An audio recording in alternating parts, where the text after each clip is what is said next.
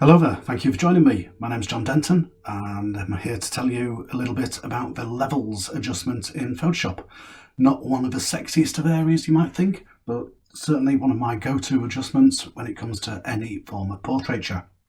We're back in Arc Studios in this image, back with Carwin, a fantastic workshop that we had there just a month ago. Seems incredible to think of those times when it was so free and easy and we could get in the studio and shoot and have fun with our friends.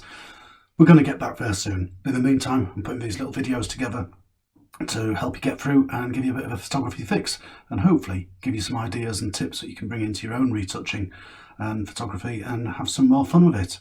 So as I say, today we're looking at levels in Photoshop.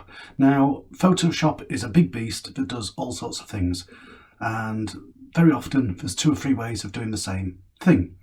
Levels is one of those adjustments that I think people use at the start of their photography. Then they get seduced by channels and move away from it and curves, and they forget just how powerful levels are. So I'm going to show you a few hints and tips that will hopefully get you playing with levels in your images. So here's Carwin, straight out of camera. That's the raw file that I shot and it looks lovely, but it's a bit washed out. It's a bit lacking in contrast, and the white here isn't as white as it could be. If I was to do a colour pick on there, I'm guessing it's going to come out, let's have a look, ECEDEF, which means it's not pure white. If you look here, it's a little bit down towards the grey. So how can we fix that very quickly? Well, let me open the adjustments, and straight away I'm going to bring up a levels adjustment. I always try and do it in a new layer. If you go into image adjustment and press levels, it'll bring up a dialog box and that will change the levels straight away in your layer, in your background image. I don't want that. I want it on a layer of its own so I can come back to it and make further adjustments if I need to. And I'm going to show you a trick at the end which will absolutely blow your mind and is another good reason to do your levels adjustment on its own layer. But once I've brought up the levels adjustment, we see here how it looks. And basically we've got a diagram here, a histogram of all the pixels in my image. Well, that kind of makes sense because there's very little down in the blacks. Yep, there's hardly any black in the image. A bit in the shadows in her hair, maybe in the socks here. A fair bit of dark in the dark blue sort of areas. Yep, that's represented by that spike there. General midtones, yeah, general sort of midtones of skin and other bits and pieces. And then a big spike here in the brightest colours of all, which is the white in the background and the box on which Carrie's sitting. So that represents the actual pixels in our image. But underneath here, we've got a black point, a mid-tone point, and a white point.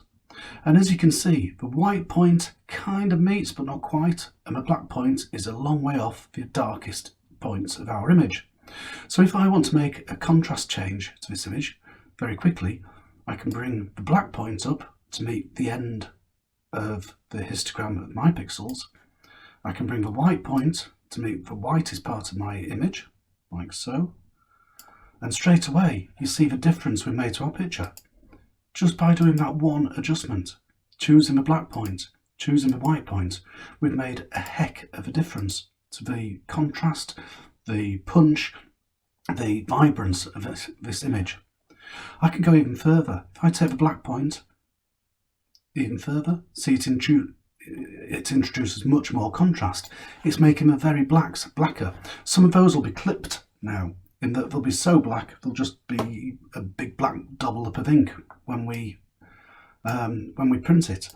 And if I hold the Alt or Option key down and click on that slider, you can see the areas that have turned so black that there's no more detail in there. And the further I move that slider up, you'll see more and more areas moving over to that dark side.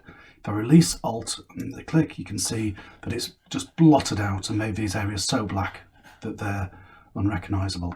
So be judicious, but use the Alt key as a little guide as to how far you're going to move that slider, and the more you move it, the more contrast and punch you're going to put into your image, and I'd be tempted to leave that somewhere around that 36, 37 sort of level. The white slider, well, again, if I hold Alt or Option down, it will show you where it's starting to white out. So the box I'm not bothered about. The background can be as white as it wants to be. I'm looking at the shape of Carrie, and the minute it starts to white out onto her skin like that, let's push it a bit further just to show you, then that's going to start looking quite disturbing, and you can see how it's whited out into the skin tone here on the hands and on the face. But if I just pull that back a little bit now, we're losing that white on the skin. See those little red dots are disappearing, and that's probably as far as I can push it. And again, we've made such a strong difference to our image just by moving those white and black points. The mid-tone point, if we move it to the left, it sets all these previously dark pixels as the midpoint and balances it to the right. So we're going to get a lighter image. If we move it to the right, then again it sets the mid-tone as some of these brighter pixels, and so it effectively darkens the image. Counterintuitive a little bit, but it's a nice little tool, and it's one that you can use to your own advantage and play around with. Down below, we have a similar set of sliders, and these are the output levels. And basically this sets our black point in relation to all the other pixels. And if we move it, say, up to here at output level 81, then what it's saying is make this colour grey as your dark pixels. So that's our new black point. And then what it's done is give that matte, fine art sort of finish to the overall image. Again, you can use them quite judiciously.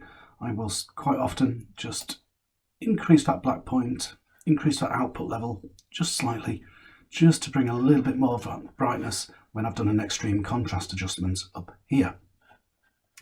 Let's just take that levels adjustment out and bring in another one. And there we go with another levels adjustment.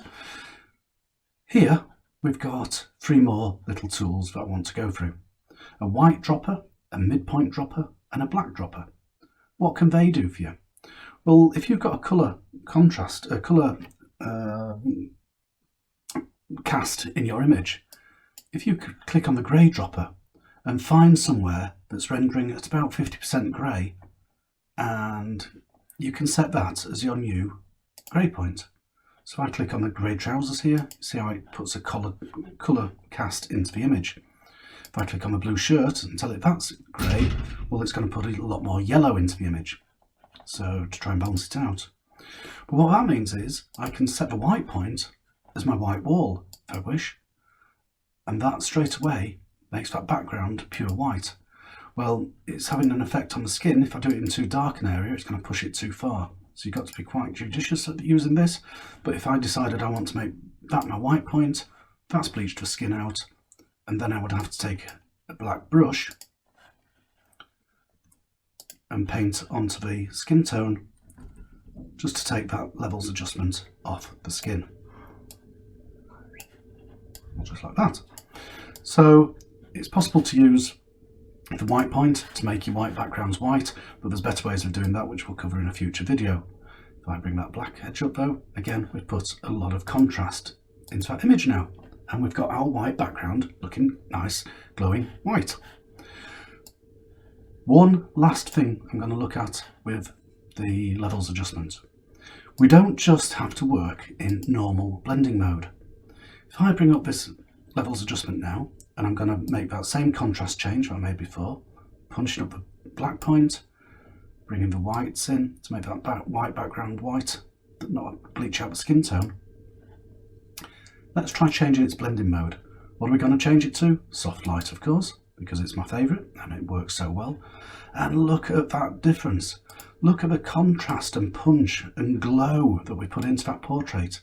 It's a simple natural light shot of Carrie sitting on a box looking groovy, and we made it look even better by just punching up the black point, pulling down the white point, and changing that blending mode to soft light. Levels are an incredibly powerful tool, folks. Feel free to use them. If you've learned something from this video, feel free to share it around. Get in touch with me with any questions.